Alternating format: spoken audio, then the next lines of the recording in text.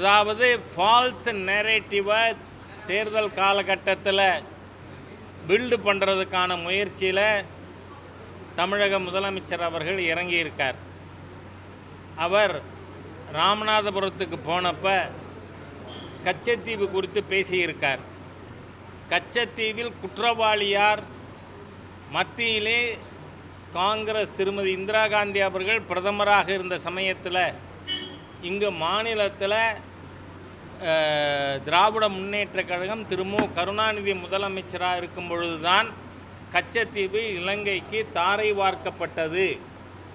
அதை மறைப்பதற்காக அதைவிட கரூரிலே மிக மோசமான அட்மினிஸ்ட்ரேட்டிவ் ஃபெயில்யூர், மாநில அரசு நிர்வாகம் முழுமையாக தோல்வி அடைந்திருப்பதை நம்மால் காண முடிந்தது. 41 உயிர்கள் காவு வாங்கப்பட்டிருக்கிறது. Surely because of the failure of DMK government.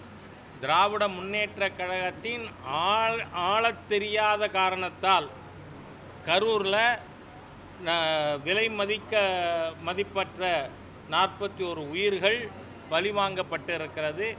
ஆகவே அதிலிருந்து மக்களுடைய கவனத்தை திசை திருப்புவதற்காக, தன் அரசின் தோல்வியை மறைப்பதற்காகவே தமிழக முதலமைச்சர் அவர்கள் கச்சத்தீவு பற்றி பேசியிருக்கார்.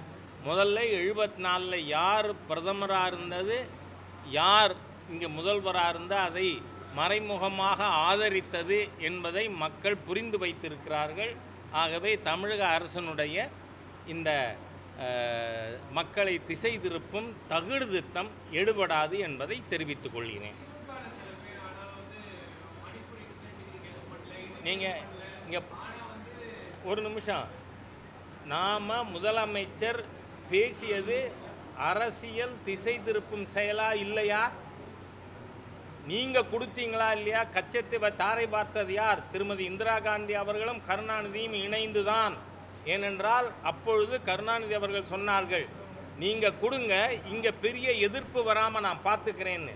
அதனால் இப்போ முதலமைச்சர் எழுப்பி இருப்பது எதற்காக? அவருடைய அரசாங்கத்தின் முழு தோல்வி.